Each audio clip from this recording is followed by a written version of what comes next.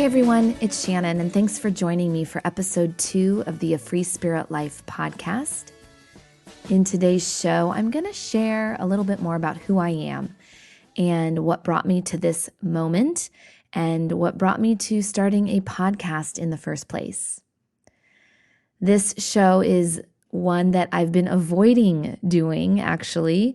I have other episodes even in line before this one because there's something that always feels a little awkward about talking about yourself.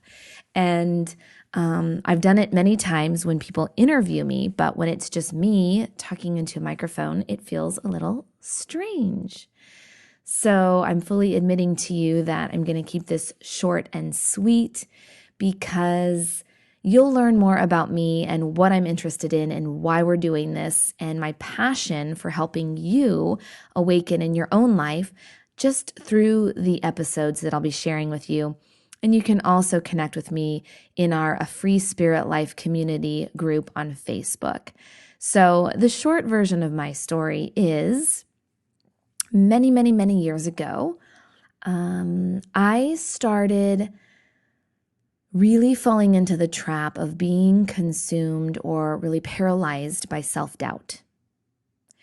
And I started to let that worry and that overthinking and that insecurity really create many decisions in my life or keep me from even moving forward.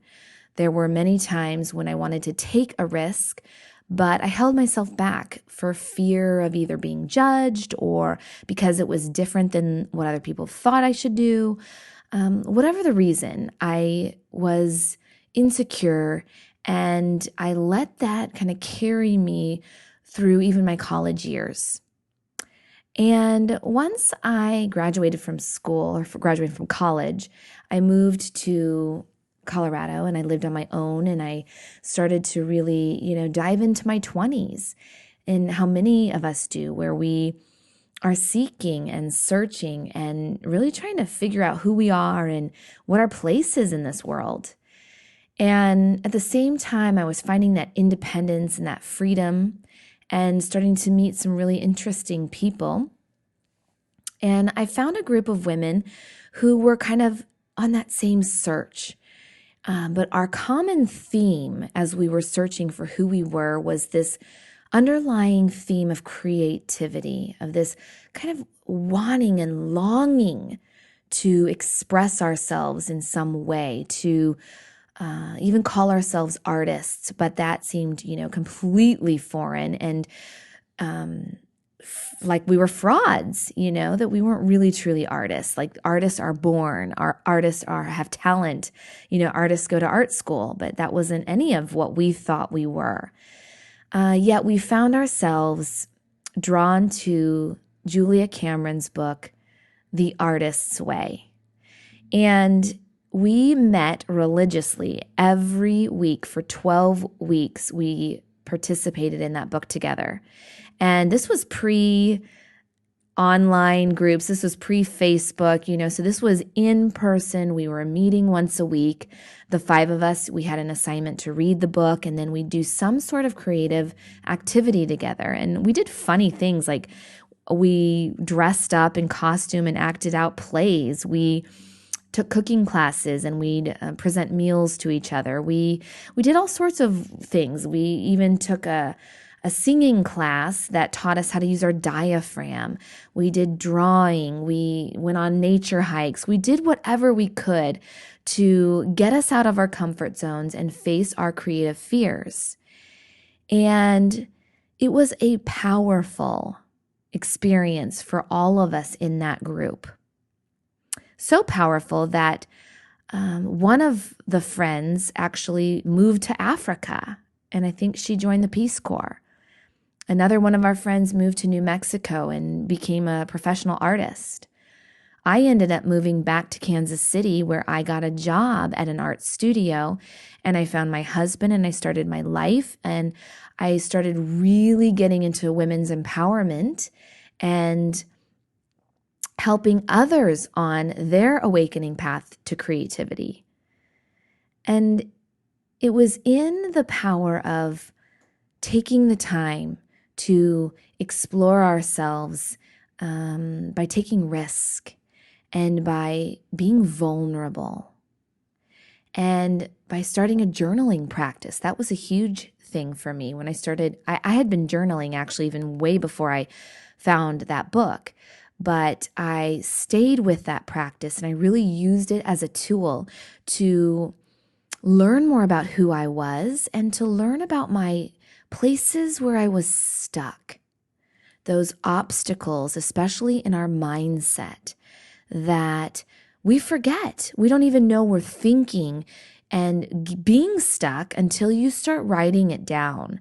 And it's powerful when you write something over and over and over again that you're having trouble with, you're feeling stuck about. But then you go back and read it, maybe 8 weeks later, maybe 6 months later, maybe 5 years later, and you look and see, oh my God, I am still stuck there. I'm still doing that. I'm still scared to try that. Whatever it is, it's very eye-opening. And so I kept with that journaling practice. And I also, around that same time of finding an art studio job and finding my husband, I discovered that I loved teaching yoga. I had tried my first yoga class in college, and it was that mix of yoga and creativity that were my it. You know, like when you find that thing that feels like home, that was it for me. That is still to this day, that is my it. And I learned through that yoga practice that first off, I learned that I was not my thoughts. You know, that my thoughts were, I'm not creative, I'm not good enough, I'm not good at anything, I'll never be as good as her, I will never be as creative as them. All those thoughts that I started to believe and were manifesting in my life.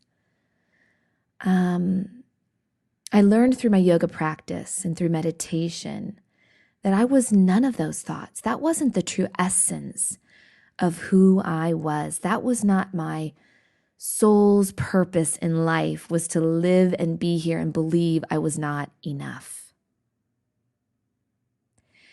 And it was through my dedication to practicing and teaching yoga that I learned the power of stillness, of relaxation, of being still and being in the moment, and how freeing that was to break free of those old patterns, those old beliefs, that regret that kept me in the past, that worry and self-doubt that kept me looking into the future, and I was missing my life. And so that helped me explore all sorts of creative mediums. I tried photography, I tried stained glass, I tried drawing, mosaic tiling, painting, collage, everything. I've tried it all. I've tried every art medium that I can. I've even done welding, wood turning. I've done so many dabbling in art. And I have continued to find what speaks most true to me. One of the things that I love the most is fiber. I still like to knit. I love to felt. I love to play with hand felting, especially. I also love art journaling and just getting messy with paint, this intuitive painting process that I do a lot of in my online courses. But it wasn't until I became a mom, which was almost 10 years ago now, that I had to face even my greatest fears. My fears of embracing imperfection. You know, when you're a mom, you're constantly inundated with your fears. You are mothering in an imperfect way. Your children are coming to you in an imperfect way. You have to step into the mess and the chaos that comes with raising children. And it was when I really started to have to face my fears of speaking my truth, of doing things in a different way, of not doing it the way they were telling me I should do it. And so I had to look at how I was going to raise my children, how I was going to choose to nurse my children or co-sleep or use cloth diapers or not, what I was going to feed my kids, how much TV we were going to allow, what kind of schooling we were going to do, and on and on and on. And so right when I had to, when I had to go back to work, and it was at a part-time job, and I was still teaching yoga, I had to hand over my 4.5-month-old teeny tiny precious soul to a babysitter. And I cried every time I drove to work. And it felt so misaligned to who I was and how I wanted to raise my baby. I wanted to be with him. And I was forced through many tears and through many fears and through many conversations with my husband, I was forced to face my fears of not being good enough, of not being educated enough, of not knowing what the hell I was doing, and create a business so I could work from home that was more in line with who I was, what my values were. And that was when I started merging my love of art, of creativity, with my yoga, with my meditation. And that's when I left my job and I created an online course called Inside Out, a creative adventure of self-discovery. And I was scared and I didn't know what I was doing. I didn't know what a blog was. I didn't know what Twitter was. But I tried it. And it was as if that class wrote itself. I combined everything I knew, everything that helped me in my struggles of finding who I was, in my own self-awakening and self-discovery journey. I combined my love of creativity, my passion for yoga, how we are not our thoughts, learning how to observe your thoughts, learning how to listen to your body, learning how to connect more deeply to your true self, learning how to nourish and nurture your relationships, how to open your grateful heart, how to take mindful action in your life. I combined all of that along with the deep power of connecting to other people who get what you're going through because they're willing to be vulnerable with you. They're willing to go on that path with you, to support you, to fail, and to get back up. And I offered my first online class, and I thought if I get 10 people to sign up for this class, I will do it. And 72 people later, I launched my first e-course. And I've been doing it now for 8 or more years. And I learned through putting myself out there that I had a lot to learn and that I also had a lot to give.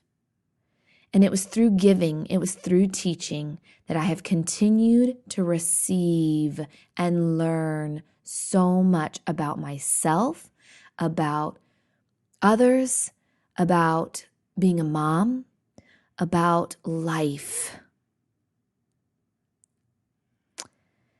And I connected to some amazing women, and I still to this day connect and hear stories and get emails and thank you letters over and over from women around the world. I think it's like 25 countries and counting of women who've taken my course, who've joined my online circle, or who've listened to this podcast, who have shared their stories of struggle, their beliefs that they weren't good enough, that they couldn't break free, that they didn't believe they were artists or creative or talented or had gifts to share.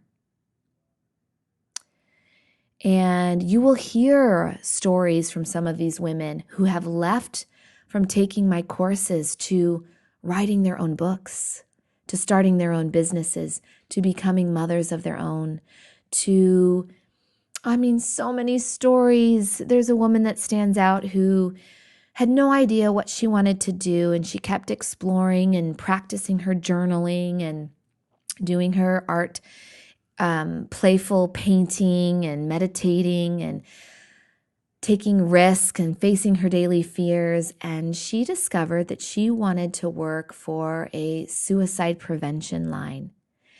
And it was so powerful for her. And she just loved having the opportunity in that space to find where she was being guided to and to find the courage to follow where it was leading. That's the big thing. I know you're listening right now, and you probably have a dream inside of you that you've been feeling those nudges, and you know that you want to follow them, but the courage to follow where it's leading you, that takes guts. That is scary. And that's when our self-doubt starts to talk and say, oh no, who are you to say you can do that? She can do this, but not you. And that is part of the practice of becoming a free spirit. We are learning how to break free of that self-doubt. We are learning how to think a new thought, dream a new dream, and find that courage within you that says, I can do this. I can take this first step. And I can do it because I know of other people who are doing it too. Because I believe there's power in numbers. And when you're alone, and I did, there were so many times where I felt alone. And then when I put my class out there and I connected with all these women, I thought, oh my God, we're all struggling. We're all from different walks of life, different countries, different experiences, different stages and seasons of life. And yet we have the same struggles. We have a belief system that's keeping us stuck, and we're ready to break free. So, my friends, it translated into becoming a mom to not one kid, but 2 kids, and now 3. I have 3 boys who are 9, 6, and 3. I've been married for 15 years. I've been a yoga teacher for 15 years and counting. I've been a life coach, a creativity coach, and now what I call a soul care mentor, a teacher. And it really has empowered me to find my voice, because I continue to get the messages that when I share, when I put myself out there, when I feel vulnerable, it allows you to do the same. And we need each other. We need each other to help heal and then to help grow, to help rest, to help retreat, to restore, and then to help emerge and to come out and to share. And that's where I'm at now. I have continued to retreat and explore and discover new things about myself and then share them with others. And so you all are helping me feel my courage. You're helping me get in tune with my own inner wisdom and my own peace and my own joy. And it's a cyclical effect, because you're breaking free of those negative thoughts has a ripple effect on those people in your life, whether you're a mom or not, whether you're working with people, whether you're touching others in some way. When you face a fear of your own, you have a ripple effect. And that is what we need more of in this world. Our world is so stricken by fear. And the more that we allow ourselves to stay in that place of being paralyzed, whether it's our own self-doubt or just fear of the world in general, or doing a disservice And so I'm calling you, as I'm putting myself out there, I'm calling you to face your fear, to think a new thought, to dream a new dream, and allow yourself to walk towards your courage, to reconnect to your intuition, and find that freedom that comes when you let it lead you in life. Because you know what? Your intuition, it's here to guide you. You have a little teacher inside of you. Those little nudgings that we tend to ignore or repress or push or numb, push away when we're afraid. That's our intuition guiding us. And that's what this show will help you with. Help you learn how to discern when it's your head talking, when it's your heart talking. Help you learn when it's your intuition guiding you or when it's a fear-based thought that's leading you this way. We're going to explore all of this in our A Free Spirit Life community. It's what we explore in my Live Freely circle, and it's what I will continue to help you dive deeply in your own exploration in this show. So thank you for listening. Thank you for being here. Join us on Facebook. I want to hear, when have you let self-doubt keep you feeling stuck? When have you let fear keep you from trying something new, from doing something differently, from starting a business, from writing a book, from painting, from taking an art class, from calling a new friend, from asking for a promotion at work, from taking your kids out of daycare and staying home? Whatever it is in your life, that calling that you hear or that you don't hear anymore, but you know it's in your heart, are you ready to listen? That is my call to you today. Listen to your inner callings. Listen to that place within you that knows where you need to go, and see if you can find your own courage to follow where it leads. Join us on our A Free Spirit Life Facebook community and share with us as you continue to explore your fear and face your courage in a new way. I'm so grateful for you. Can't wait to share next show with you. And make sure you join our mailing list, afreespiritlife.com, because that's where you'll be entering to win a bunch of giveaways that we're doing for our podcast launch. Take care, and I will see you next week.